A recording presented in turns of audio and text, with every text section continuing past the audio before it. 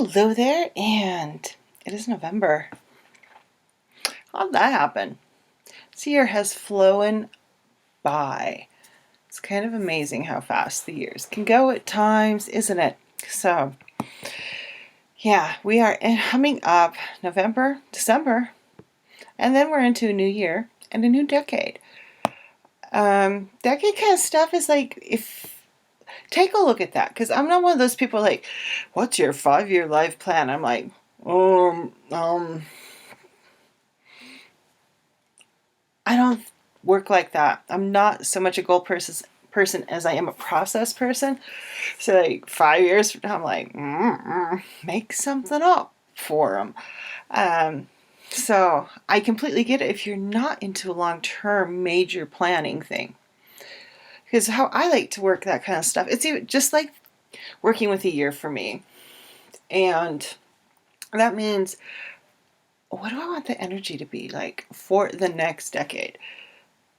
Or what do I, as I understand myself now? Because a decade's a long time. That's 10 years.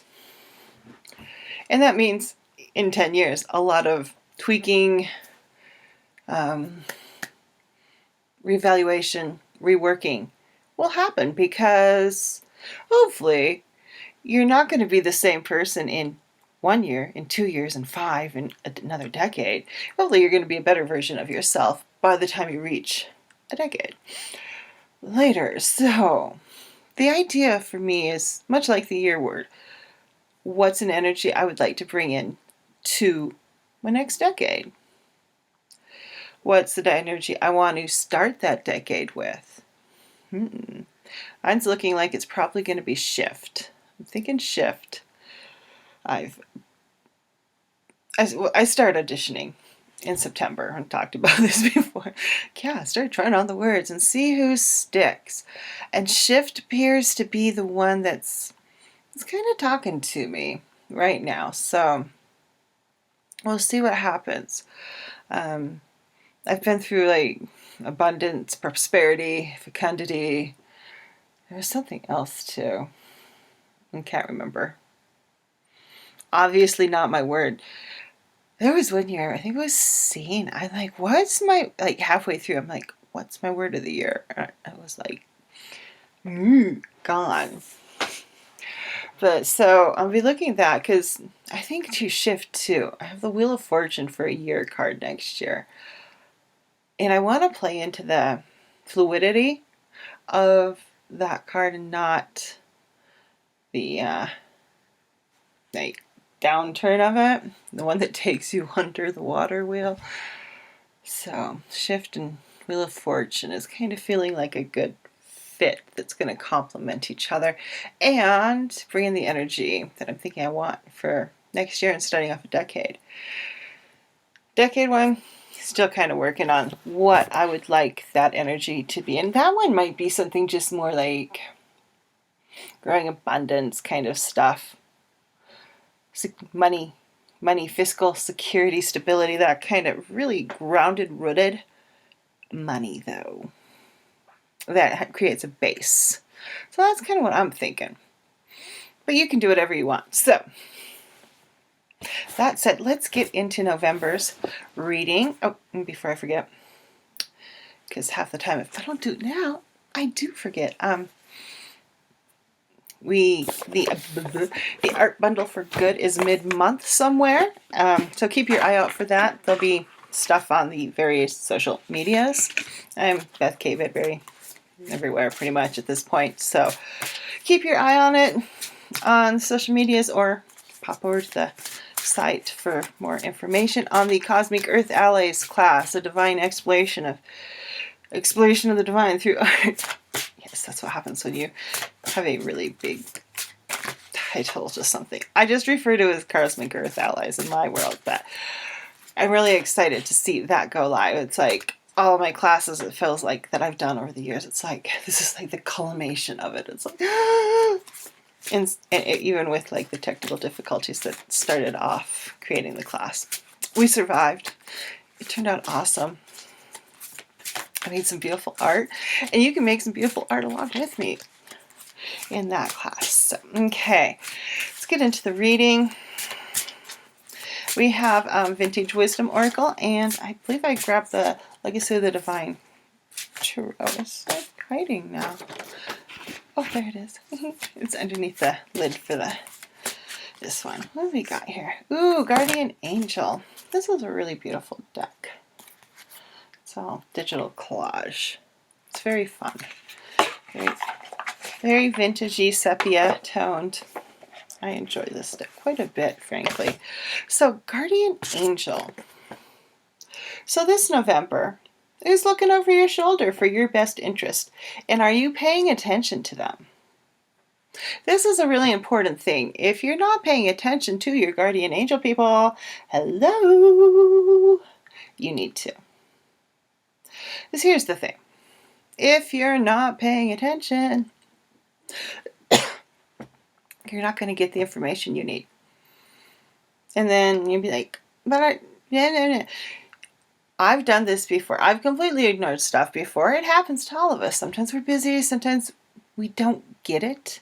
And I've told my peeps before, my guardian angel and my guides and guardians, it's like, I'm a human. I don't get what you're trying to tell me. Can you be a little bit more clear? Can you clarify that for me? You can ask for clarification from your guardian angel, from your guides, and all that kind of stuff. You can be like, hey, I don't get it. I don't get it. Can you put that in a way that I understand? So pay attention to where your information is coming, what's showing up. Are there signs that you've asked for? And if you've asked for the signs, are you paying attention to them? Because if you're not, and you're like, hey, give me another sign. I don't know. Where's my sign? Where's my sign? Some people will get very specific about what they want their sign to be. So you could do that and ask for a very specific sign from your guardian angel people. So look at who's got your back in kind of the ethereal manner, not the, embodied manner. Who is looking out for you, and are you paying attention to them? Are you listening? Is asking for signs over and over again and ignoring them all?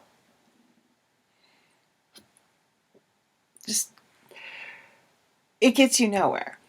It gets you absolutely nowhere. And sometimes you just don't get the signs, or you're so involved in the angst and the emotions of what you're going through that you're not hearing, seeing, feeling, knowing, tasting, smelling, however you perceive your information. Sometimes you are so lost in that it's really hard to swim out of that emotional angst and find what's there. So if you're asking for signs, pay attention. See what's coming to you. Notice anything that's repetitious. Spiders have been big this year. Dreamweaver is my word for 2019, and last week or so, right? It's been like I'll walk down the stairs and there's a spider going whoop. I'll be walking somewhere else, there's a spider going whoop. I'm like, I don't like try and trap them or anything. As long as you're not crawling over the space over my bed, I'm like, okay, I'm down with you, spider. They eat bugs. Eating bugs is a good thing. So that's Legacy of the Divine Tarot here. Let's pull 2 cards this month. I feel like we need 2.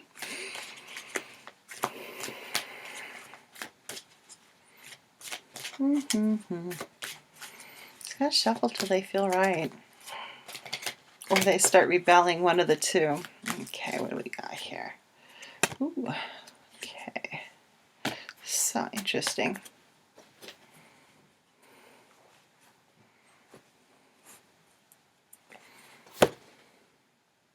So we have the 4 of Coins. And thinking about fours tend to be a card of stability, which is also interesting because I'll give you a preview. The next card is Temperance. And with the 4 of Coins, though, the one thing you do have to worry about is being a little too concerned about the stability. I mean, like, you notice how he's kind of clutching at his his gold, his money, his coins.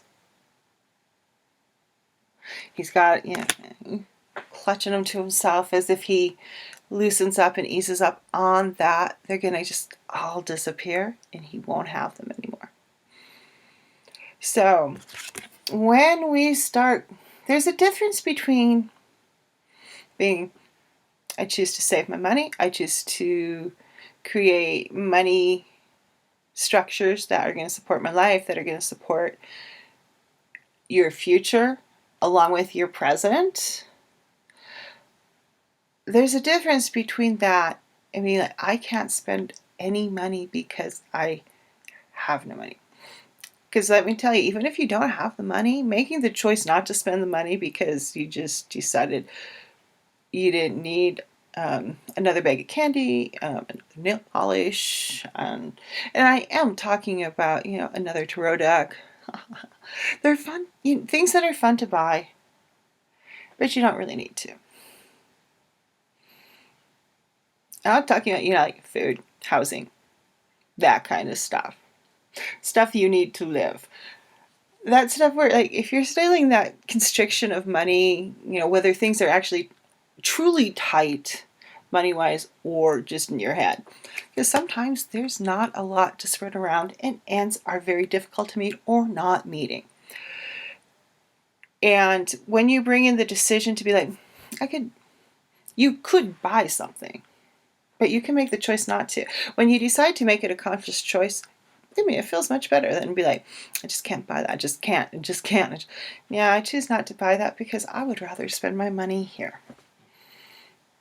And this also helps when you're like certain things like tarot decks or cookbooks. I have a cookbook habit, and I hit the point where I started asking myself, am I going to use this? Why do I want this cookbook? Do I just want a cookbook?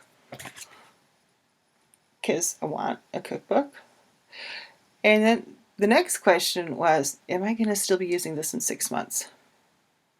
And this is another good question to ask yourself if money isn't, flowing in all that fast at the moment. Is this something I'm going to use in 6 months? A lot of the cookbook answers was no, so I didn't buy them. But I made it a conscious choice as opposed to, oh no, I can't buy a cookbook. I have too many of them. Because that doesn't feel good. But like, no, there's just not enough recipes and I don't think I'm going to be using it in 6 months. And I'm going to be donating it by that time, within a year or so. I don't need that cookbook. I make it a choice. Whether I am flush and flowing with money or I'm like, this month's a little tight when little extra expenses popped up, or those months where you have big bills that come due. Nope, I choose to pay my big bills first and then I'll work out from there. Make things a conscious choice. It will bring in a bit more space and feel better than just be like, I gotta clutch this. And if you have the money, you want to look at where that fear is coming, whether it's ancestral, something you were taught by parents, fear from, previous times of not having money. Where's that coming from? What makes you hold on so tightly? And I'm not saying you need to go spend it all. Just look at where it is and where it feels kind of tight and constricted. And then make a conscious choice about how you want to deal with it. And this, you can even ask your guardian angel, like, hey, guardian angel, how do I deal with this money situation? How do I deal with this feeling of not enough? So then we hit into temperance, which I feel like these are playing in a really nice way because we got a guardian angel, we got our person we're working with, whether you call it a spirit guide or guardian angel. We have making conscious choices within our money. What needs to be held on? What can we maybe ease up and spend if we want to that month? But we're making it very conscious. And I feel like this blends in this feeling of temperance that, what's that word I'm looking for? Instead of going to the extreme, we're like finding this really nice kind of mid-ground that feels good. That we can stay on, that we can walk, just do our thing and not be like, woo, oscillating side to side and not really feeling very good about either side. being, yay, it's awesome, to, oh, it's so horrible. How can you find a middle path in November and kind of make that a superpower?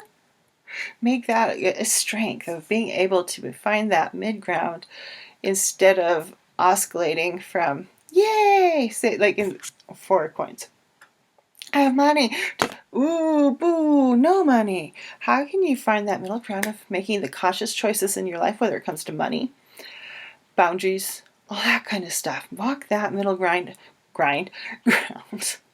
and find where it takes you. We don't have to go to the extreme all the time. We can find the middle and enjoy that middle, I feel like. Because sometimes you just gotta enjoy that middle. Yeah, the highs always feel good. The lows always usually don't feel good. And the middle ground we tend to ignore. And it's like, how can you not ignore the middle ground? How can you make that a bit more, and I'm shuffling the wrong cards, a bit more, this is what happens when you talk sometimes and just grab decks. I want the affirmation deck. This one, they're both kind of goldy. We tend to, the middle ground. That's where you do the housework. Boring. Middle grounds are boring. How can you find some excitement in your middle ground in November? Okay, let's see what we get for an affirmation card this month. And we got, I create energy flows. So with this middle ground, you are going to create some energy flows. And I have a feeling they may take you places you didn't think you could go because you're too busy feeling the good or the bad of it instead of the middle of it. Instead of walking that down that kind of, not so exciting middle of the road, everyday life. How can you create energy flows out of making conscious choices, working with your guardian angel, and bringing in that moderation, the temperance of walking, finding that middle ground, and making that a path that you're walking with intention. So anytime you bring in intention, that is really super cool. That means you're paying attention to where your life is. It means you're paying attention to the now, which is sometimes very hard to do, especially when you're going about your daily life, and it usually has very much a pattern to it. So that, it's just the pattern. It is what it is. You just do it. You don't think about it. Let's do a little light language to finish up things. Jana kada pehet ni nero so po. Dara shina kada de ebe kada ni etoko patarin kema. Oshini na ne mane ke harake. Jamakai kene ni shunta pana. Heshken boche. Dara ken nane mikada ananoshini hi. Urashika na ho fre. Wana keda kadaran ishni. Ishni kadara opokananisha ha. Kene kera kehe, kene kena hoe keha. Ibe ere kene hush. Mone nishi, mona ala kepete heshi. Dona keteribi. Ishika. Je ne peux pas kene pe. Je ne cool. Everyone have a wonderful month and go out there and be the love in the world. Bye-bye.